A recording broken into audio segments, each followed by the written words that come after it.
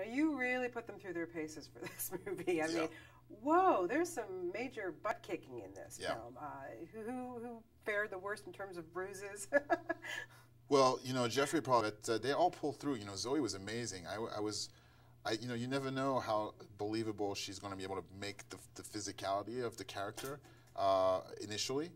But as soon as, again, she showed up and she was so trained and so hardcore and she's so athletic, you know, she's like a gazelle, you know, she's fast and she's quick. It's not about necessarily the strength and trying to convey like that she's bulky, you know, it's really, she's like a female Bruce Lee to me, you know, it's really like that. And that's how she's able to even, you know, beat Jeff in the opening fight scene. Yeah, I was going to ask you about that hotel scene. Wow, that was probably very well choreographed. It really was, and I had a great stunt coordinator, which actually was brought on board by Zoe Garrett Warren from Avatar. You know, I had a great team on this movie. Period. I was really lucky. And we shot that scene. You know, usually these types of fight scenes are shot in like 5 days. Yeah. We shot in like a day and a half. You know, the schedule on this movie was crazy, but we just knew what we were doing, and the actors gave it their all, and it was rock and roll. Yeah, now, earlier we were talking about making it, you know, kind of PG-13. It was adamant in your mind that you wanted, you know, 14-year-olds to be able to enjoy this, That's which right. I think is really important. Yeah. So how much did you have to pull back on the violence and the swearing, and, you know, was that a difficult choice for you? The swearing, not really. I mean, you're still allowed to say, you know, certain words a certain amount of times, and you get away with it. It's, you know, on Stomp the Yard, it was the same rules, and it still felt, you know, gritty and hard. So that's never really much of a concern, the language. But in terms of the action, it's actually much easier than you think, because thanks to the MPAA, you can kill as many people as you want on screen. It just depends how you show it.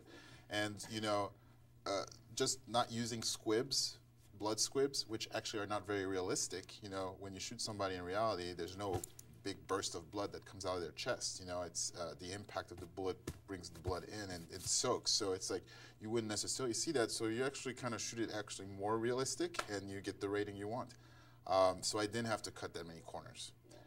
It was just about not focusing on the violence and the gore, and instead focusing on the intensity of the action.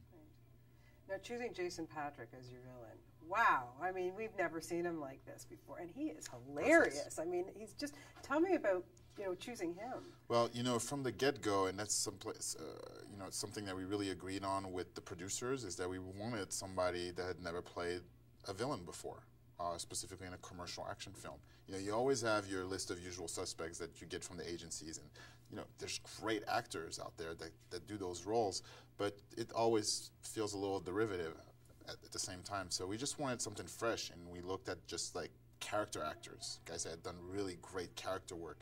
And his work, especially in the indie world that he's done, it's phenomenal. And I knew he would bring some cool edge. He's got a great sense of humor. He's very cynical. So he brought all those qualities to the character, and it worked. Yeah, it really did. And Oscar, too, you know, kind of under the Oscar. radar there. Like, you know, it's been a huge star in Spain.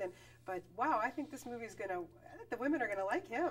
I think the women and the kids, you know, it's like, he's just so cool. Like, I think if you're 15 years old, you want to be Oscar. You want to be Cougar in this movie. He's just got this natural coolness about him. And he's a great actor. He played a lot of the part with his eyes, and still has such a strong presence in the scenes and in the movie. So I'm really proud of him. He was actually discovered by the casting director, Mary Vernew, who brought him to my attention. I had one meeting. I didn't meet anybody else. I had one meeting with him, and I thought, wow, this guy's amazing. He's going to do it. Yeah, a great challenge for him, because he doesn't speak much. The character doesn't speak, but he really conveys that character very well. And young kids, when we tested the movie, young kids love him. Like 14 to 18, they think he's like the coolest. Yeah, he totally is. Yeah, like I said, really fun cast. It's great talking to them all. So what's next? Like, what are you already contriving in your head? You know, I literally just finished the movie 3 days ago. So I've just been now thinking about what's next, and you know, I want to do something different. Every time I've done a movie, it's been something completely different than the previous. So that's something I'm going to be actively looking for. At the same time, I'm hoping this movie is going to do well, and it will do Losers too. We certainly follow the comic book and leave it open the same way the graphic does. So I'm hoping the fans will love it. Well, I think they will. Good luck to you on it. It really is a lot of fun, and really surprised me. It was a really good job. Thank you. Very cool. Thank you. Nice talking to you.